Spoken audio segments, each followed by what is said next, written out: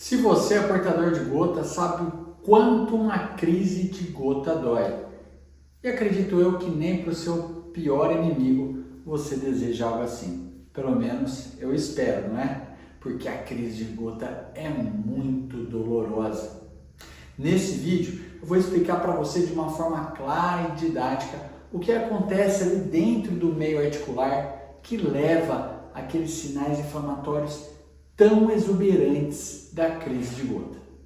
Mas antes de começar, claro, se você ainda não é aqui inscrito no nosso canal, inscreva-se já, ative o sininho, curta, comente e se gostar desse conteúdo, claro, compartilhe com outras pessoas. Eu sou Henrique Sampaio e esse é o Gota Channel. Vamos lá? Bom, uma condição necessária, que a gente chama de condição sine qua non para o paciente evoluir para a gota, é ter o ácido úrico alto no sangue. Nós chamamos isso de hiperuricemia. Certo? O paciente tem ácido úrico alto no seu organismo ou porque ele produz muito ou porque ele elimina pouco ácido úrico. A maioria dos pacientes com gota, 80% até 90%, tem gota porque eliminam pouco ácido úrico pelo organismo. A eliminação se dá principalmente pelo rim e pelo intestino. Rim 75%, 25% intestino, mais ou menos isso. De qualquer forma, se o paciente ou produz muito ou elimina pouco, isso vai levar ao aumento do ácido úrico no sangue, que nós chamamos de hiperuricemia.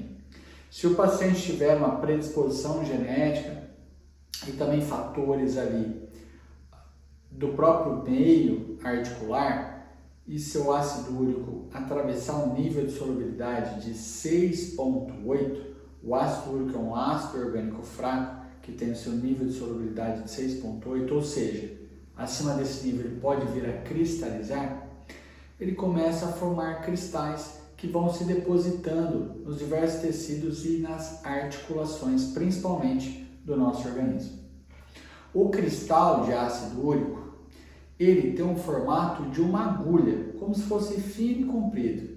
Quando a gente olha ele no microscópio, por vezes a gente tem que tirar aquele líquido da junta do nosso paciente, a gente olha esse cristal no microscópio, ele parece uma agulha mesmo, fininho e comprido. E quando a gente bate uma luz com esse microscópio, a gente utiliza o microscópio de luz polarizada, e quando a luz está paralela a esse microscópio, a esse cristal, ele inclusive fica até amarelinho, igual essa caneta aqui que eu peguei para vocês como exemplo. Ele fica amarelado, facilita a visualização e o diagnóstico final de gota. Então imagine esse cristalzinho lá dentro da sua articulação, você portador de gota. Esse cristal funciona como um corpo estranho, não era para existir lá, certo? A nossa célula de defesa, o macrófago, principalmente o neutrófilo, que nasceram para fagocitar, ou seja, englobar ali bactérias, micro-organismos, fazem parte do nosso sistema imune inato, nossa primeira resposta do sistema imune. Aquelas macrófagos ali da articulação e neutrófilos, eles vão fazer o quê? O que eles nasceram para fazer, vão fagocitar esse cristal, vão comer ele, tentando tirar ele de dentro da nossa junta. Ainda bem que não consegue, porque senão não ia ter paciente com gota para tratar, não é verdade? Então, o macrófago tenta ali fagocitar o cristal, fagocita e tenta tirar esse cristal de dentro da junta, mas não consegue. Começa a ter uma produção de substâncias ali inflamatórias no local, que a gente chama de citocinas inflamatórias, nós temos vários exemplos, principalmente aqui interleucina 6, TNF-alfa, interleucina 1-beta.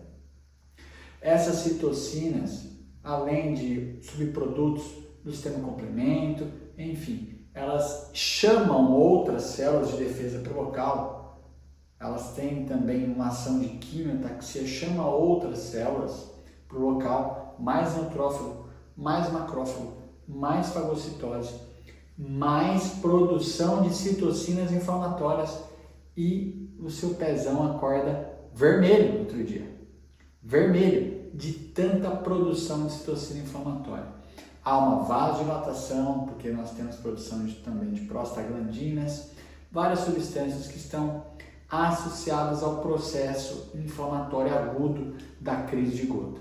Teu pezão acorda vermelho, inchado, quente e doendo bastante por essa explosão de citocinas inflamatórias. Então, todo esse esquema que eu montei para vocês da produção de ácido úrico ou da baixa eliminação renal e intestinal de ácido úrico. Então, o paciente ou ele é hiperprodutor ou hipoexcritor, isso leva à hiperuricemia, passou o nível de 6,8, pode cristalizar, cristalizou, fagocita, a produção de citocinas inflamatórias, a recrutamento de macrófago e neutrófilo, mais fagocitose, mais produção de citocina inflamatória. Esse esquema você está vendo agora aí na sua tela, mais simplificado para você entender. E o seu pé, ou seu joelho, ou seu cotovelo sofre com todo esse processo inflamatório. Lá dentro é isso que acontece. E para a gente evitar isso, o que a gente precisa fazer? Tratar, claro. Na fase aguda, a gente utiliza anti-inflamatório, corticóide, colchicina, que baixa então toda essa inflamação local, mas o ideal é a gente tratar de forma regular para desfazer esses cristais, para acabar com ele e com o tempo as crises também vão embora de uma vez. Se você gostou desse conteúdo, não esqueça então de compartilhar ele com outras pessoas. Um forte abraço a você e até a próxima.